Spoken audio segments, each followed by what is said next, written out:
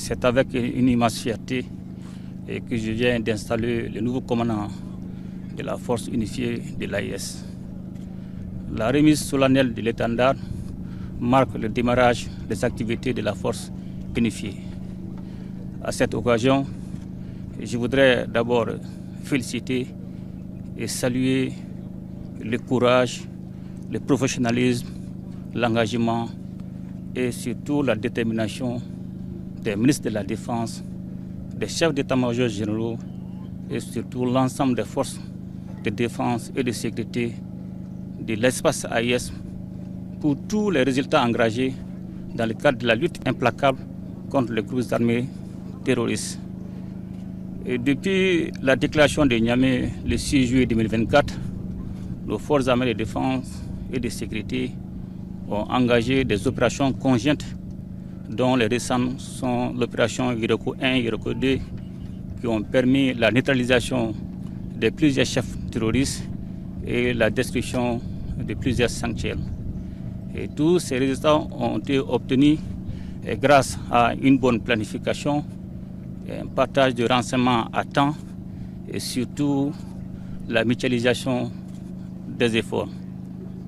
Aujourd'hui, avec l'installation du nouveau commandant de la force unifiée et la mise en place du poste de commandement conjoint à Niamey et la désignation des bataillons dédiés à la force unifiée, il revient désormais au nouveau commandant non seulement d'anticiper sur le nouveau mode opératoire des groupes armés terroristes et surtout de continuer de prendre le relais et continuer ce combat pour la sécurisation de l'espace du Sahel.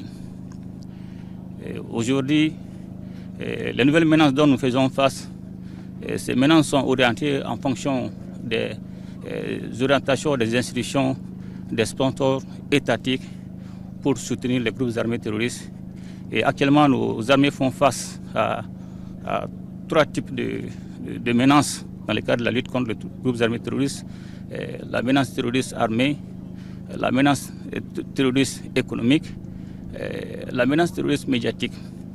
Et Dieu merci, aujourd'hui, l'AS, la Confédération, a pris des dispositions pour contrer ces différentes menaces, non seulement avec la mise en place de cette force unifiée qui va prendre le relais, et aussi la création de la télé AIS et tous ces mécanismes, la télé AIS, la radio AIS, la presse écrite AIS.